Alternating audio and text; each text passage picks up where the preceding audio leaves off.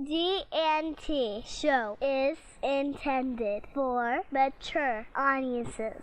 Parental discussion is advice. Live long and prosper, bitches. Shall we just start right off the bat with a Las Vegas update? Are we still talking Vegas, right? We are. Talking about Vegas. Yes. You're coming to Vegas, right? Star Trek Las Vegas may take place every August, but on this show... This is where we hang out the rest of the year. Exactly. The crew has been fatigued now from so many months in space, and they need to take a break.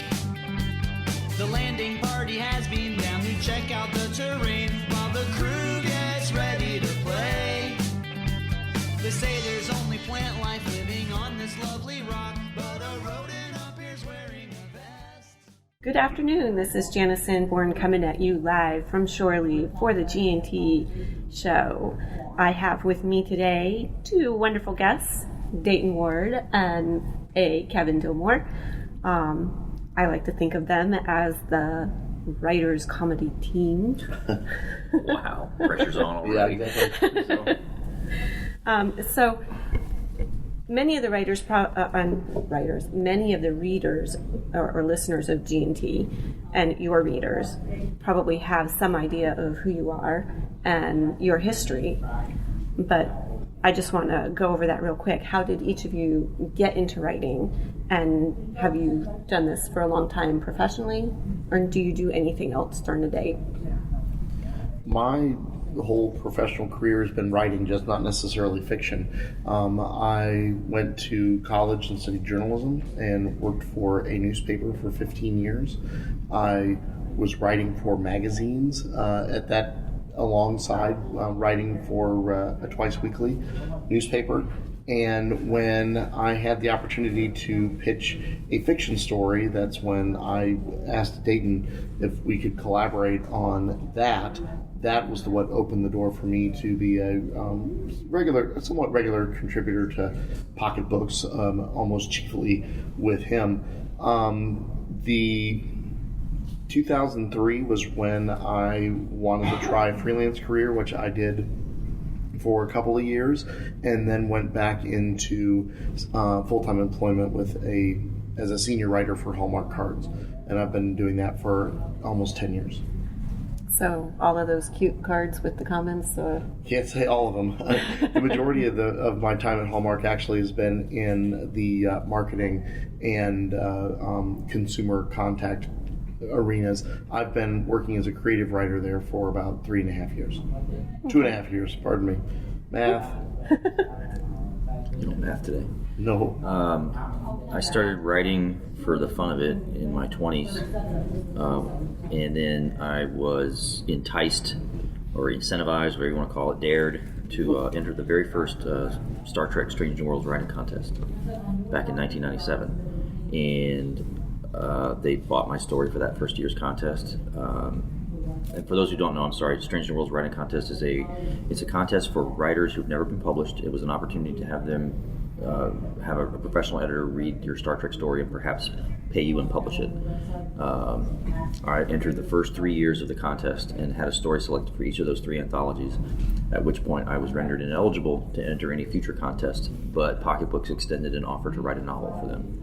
And that's what I've been doing ever since. For the longest time, right up until last year, I was balancing all that with a day job. I'm a former software developer, and I left my job last year, and for about a year now, I've been writing full time. That's awesome. Well, so far so good. So, what do you guys have out that's being currently released? My most recent novel is a Star Trek Next Generation novel titled Armageddon's Arrow. It came out in May. It's sort of a standalone tale that takes place after all the political and upheaval turmoil that's been plaguing the Star Trek 24th century novels for the past several years.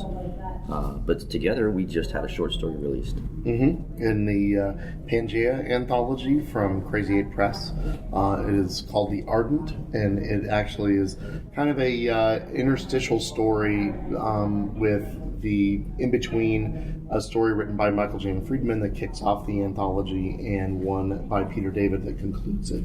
But it's basically a experiment in building a world and characters given the concept that our continental drift of the planet Earth never occurred, and all of our lands stayed together in a continent that scientists have dubbed most lately Pangea. And so, what would happen if the human race had not been separated by, basically geography? And it was a lot of fun. It was a lot of fun to do. And then our next collaborative effort will be in stores in late October. It's the November 15 title for pocketbooks for Star Trek. It's Seekers 4, and All That's Left is the subtitle title of the book. And it continues the story of the USS Endeavour, which is a Constitution-class ship with a full complement of crew, many of whom people will recognize from the Star Trek Vanguard series. Okay, so now I have a fun question. Take a character from any of your stories, works, does not have to be Star Trek, but it can be. Okay. And pick a Star Trek holodeck program that you would like to put that character within. I'll let you go first. I'll throw you under the bus. Gosh, I don't know. Let me think for a second. Characters that I have written. Well, okay, sure. If I was going to do this, I would take Tim Pennington, the reporter from the Star Trek Vanguard series, and put him in a 1930s newsroom. The idea of the quick turnaround deadline, the snappy kind of screwball comedy patter of conversation, and just have some fun with him being a reporter in the thrilling days of yesteryear. I think I would take Spock and McCoy and put them in a holodeck recreation of some kind of buddy flick, like Smokey and the Bandit. With Spock as the truck driver. Oh, nice. Nice. So, I don't know where that came That's from. a great idea. I don't know where that came from. So You're welcome. I mean, could Commodore Decker be Sheriff Buford Chief Justice could be Crazy Matt Decker. Yeah, there you go. That'd be it. I may have to go back and write that now. Don't you have a truckload of beer? I did, but not anymore. When you guys write, do you have like a specific setting that you choose to be in, or do you find the material as you're just going on through the day, or? You mean like when we're working together? Physically writing? Yeah. Oh, we have brainstormed a lot of our story ideas and novel outlines at some form of restaurant that serves some form of chicken in a finger-like shape. That seems to be the formula that has always brought us success. And we tend, when we write, we tend to write separately. Him at his place and him at mine, or me at mine. But there have been occasions where we have. I'll go to his place and I'll write on the living room couch while he writes at his office desk. Just so we can have, because we're at a point in the novel where we want to be talking back and forth with each other in real time versus waiting on an email or a text or something. Because that'll happen is I'll get a crazy idea at 2 a.m. and I won't hear from him for 7 or 8 hours because he's sleeping like a normal person would. and by the time he finally replies, let's get on with this. Kevin will attest that as we approach a deadline, I tend to become much more focused and unforgiving with respect to distractions. And I tend to be, I guess that type A personality comes out at that point. Focused is a polite way of saying that, right?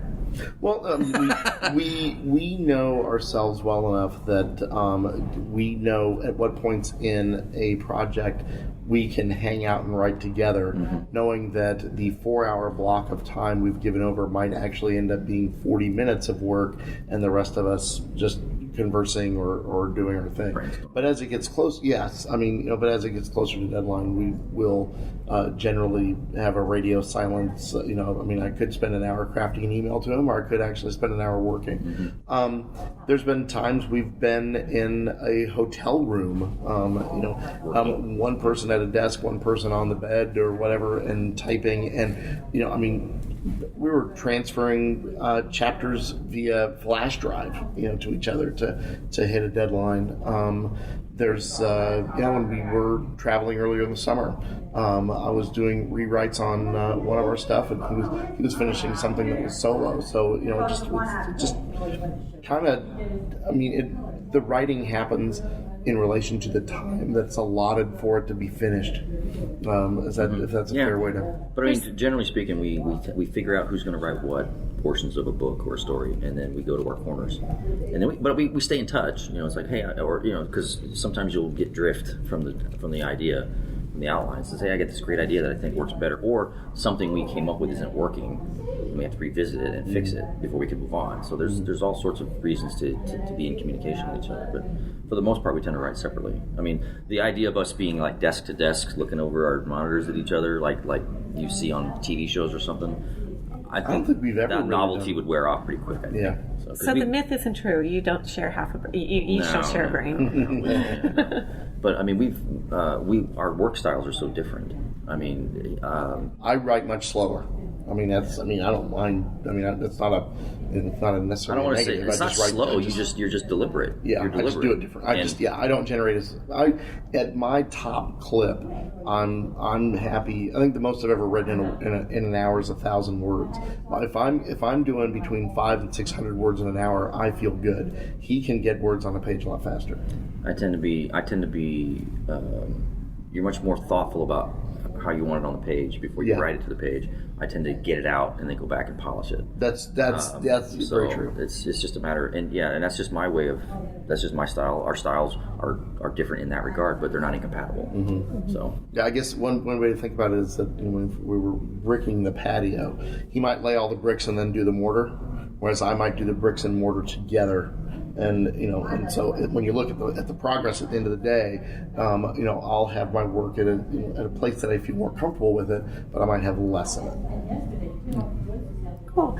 I was in a short story panel, and they basically were saying that throw the words on the page and then edit backwards, which seems to be very similar to. That works for me. Right. It's not necessarily going to work for Kevin. Right.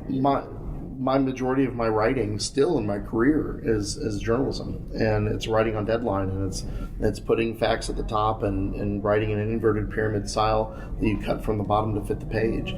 In all of my professional experience, I've had to kind of be with, when the story's written as a first draft, that's pretty close to where I want it. I edit differently. Yeah, I'm usually pretty close to where I want it to be, even though I'm writing faster. It's just, I guess I've given it more thought before I sat down. Yeah. And then, so in other words, there are writers who will sit down and await inspiration. I'm usually letting my brain tick while I'm cutting the grass or washing the car or feeding the kids or shuttling them around. And then by the time I'm ready to sit down, I'm ready to make maximum use of that time. And then, and that's just old habit because of the way I used to have to work in and around my day job.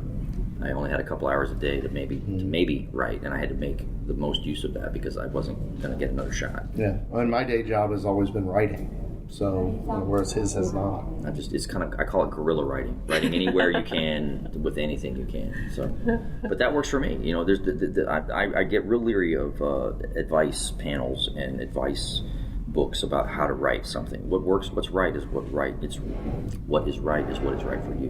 What feels comfortable. What feels comfortable. What works with your style. What works with your approach. What works with your life. Have you ever had characters that take off on you? Oh, absolutely. And that can you tell me about a character that has given you that kind of grief, maybe, or? I guess the closest example would be a character that I didn't create him. I borrowed him for a story. He's an Air Force officer from the 40s who becomes embroiled in all of the UFO cover-up of the 50s and the 60s. And you knew very little about him from his one appearance on a TV episode from years ago. So I had to build his backstory. And I thought I had an idea of his backstory. Just typical military guy. He's got a family. He's got these sort of things. And then his backstory just started filling in as I was writing a particular scene. I started going off in different directions about he's having family troubles. He's got a sick kid. He's got all these things going on, and all that was just organic as I was sitting at the computer. I didn't plan any of that. So next thing I know, I've got all this crazy stuff going on that I can then fold into the rest of the narrative as the novel goes forward. that's why, I consider outlines to be guides. It's kind of like, what does he say in Pirates of the Caribbean? They're guidelines, not actual rules. So. Yeah, I've had similar experiences, but not necessarily. Yeah, with things like backstory or, hey, this is a way that I would like a character to think, but now here's something I've just thought of that might inform the reader as to why the character thinks in a certain way. When I'm, inventing characters, which I don't do too terribly often, to be honest, I will maybe pick a template for someone that I know, so I can get kind of a vocal pattern, not necessarily behaviorisms, but just kind of a visual image and a audio impression of how someone might come across, and just kind of build from there.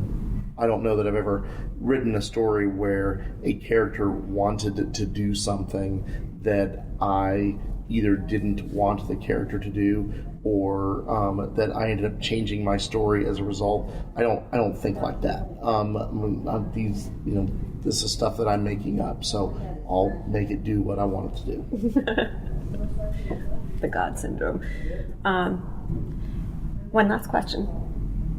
If you were going to give the G&T listeners some advice, and this is not writing advice, this is sage old living life advice, what would it be? Wow, that's a broad question, isn't it? I don't know. Put more energy into being pleasant and happy. That's one of the things I think that we try to operate under. When I'm working at Hallmark, there are times that I'm reading the internet and I halfway through, say, a screed of someone that's upset about something, and all I can think of is, how much time and how much effort, how much did you miss out on while you were focusing your frustration on this one thing? There are plenty of people who can write one of those and let it go and it's done, and there's plenty of people that just kind of hang on and look for reasons to I'm just waiting for someone to disappoint me so I can yell at them. And I'm old now. I'm 51. I look for reasons that to be happier and be more pleasant. So that's a good one. Let it go. Yeah. Don't let it be so serious. Don't be so serious. I should write a song about that. Laugh more. Let it go. Don't take friendships for granted. Don't take loyalties for granted. Be loyal. Honor your loyalty. Honor your commitments. That kind of thing. So that's what I'm trying to teach my kid. Be nice. Be nice to people. Play nice with others. What is it? Will Wheaton's law? Don't be a dick. Yeah. So. And and it doesn't matter. Poor Nick. Why? Yeah. Well, some people have to work harder at it, but whatever. But sorry. That's part of it. I think we all know. My dad had says before, when you've met your third asshole of the day, maybe you're the asshole. And I think we all know when we're the asshole, and don't embrace that. Yeah, it's not a quality to be admired. Yeah. Actually, I'm going to sneak one more question in. Okay. I'm terrible, I know. One of the things that I noticed about many of the writers when I was walking downstairs is that a lot of them tend to be more on the introverted side. Mm-hmm. And there's a handful that seem to be very charismatic and outgoing. And so you're more on the outgoing side. And I see you more kind of introverted. I test more introverted on one of the things for team building at work. We've had to take a number of personality assessments like Myers-Briggs or whatever, and I do tend to be more introverted, but the truth is that really what that means is just where you draw your energy. I mean, there are people who can stand in front of a crowd and regale them with stories for hours and come back energized, and I am perfectly happy to be in company of people I know and don't know. I mean, I've done improvisational theater, which is pretty vulnerable and things, and I'm fine with that. It's not where I draw my energy, because that drains my energy. I will pull back. So I'm in a place when I know I need to conserve energy, like Sunday afternoon of a con weekend. I will be a little bit quieter. I will be a little bit, because it is an energy expense. But it certainly isn't I don't think I've ever been surly about it. I know that, in fact, it was only Friday that I decided I was just going to take tomorrow as paid time off from work and do a little bit of reading and a little bit of energizing, because we've done a lot of traveling. I mean, and I've done even more so because I was at San Diego Comic-Con and he stayed back for this one. But just in the last 6 or 7 weeks, I've been gone a lot. So I'm really kind of looking forward to being home for the next 2 months without a trip schedule. But that's kind of, as far as introversion, extroversion, it's not a function of leave me alone, don't approach me, or things like that. I just know what my energy levels are. Yeah, I don't know that I call myself outgoing. I'm introverted in an unfamiliar setting. If I'm outgoing, it's because I know everybody and I'm comfortable and we've made each other laugh for years. So it's like family. So it's like the family reunion. Yeah, basically that's really what this is. It's a tax deductible family reunion. For some of these folks, I only see them at this convention, so it's once a year if we all happen to be here, because not everybody makes it every year. So for me, it's an excuse to get together with friends that we communicate throughout the year through email or texts or whatever, but it's not the same as hanging out in the bar after a long day where we can unwind and have some fun and tell stories and stuff. And I like making people laugh. I get a kick out of making people laugh. So, but again, it's people that I know. I wouldn't walk into a room full of strangers and start telling jokes. I wouldn't get up in front of open mic night or try to do improv. It's just a matter of we've known each other for 10, 15, 20 years. So it's like hanging out with family. Thank you so much, guys. That was awesome. Oh, glad to be. We really appreciate it. Always fun talking to you all. So, they're missing out. You're at the real party. I am. We're gonna say that until we believe it. Music for the G&T show is provided by Warp 11, Andrew Allen, Grethor, and 5 Year Mission. This has been a Busy Little Beaver production.